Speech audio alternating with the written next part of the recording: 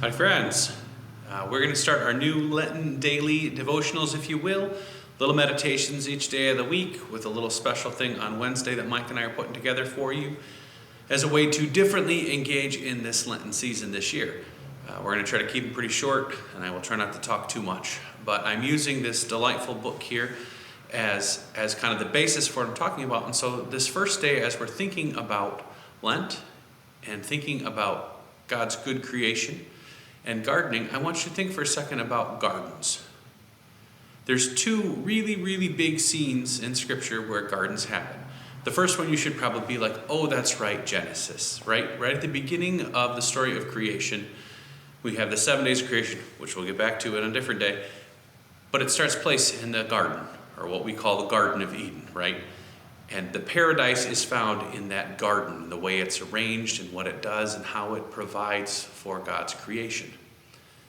And then again, we come to a new creation, if you will, in the Gospel of John, specifically in the 20th chapter, where we hear about Mary, who goes to find the tomb of Jesus in the garden and runs to the garden looking to find him, and his body is gone, and she doesn't understand it. And she sees a man who she assumes is the gardener, and he calls out her name and says, Mary, and she realizes that in fact it is the risen Christ.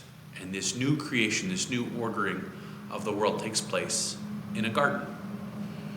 Quite poetic, if you ask me.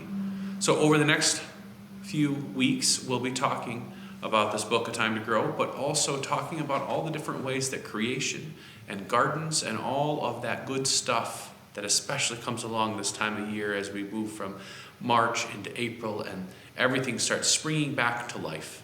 How this all plays out as our faith matures and develops over this Lenten time, as we are intentional about taking time each day to think about our faith, to think about gardens, to think about the growing edges that we have been filled with, that we might fully develop as children of God.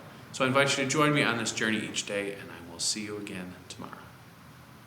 And he walks with me, and he talks with me, and he tells me I am his own, and the joy we share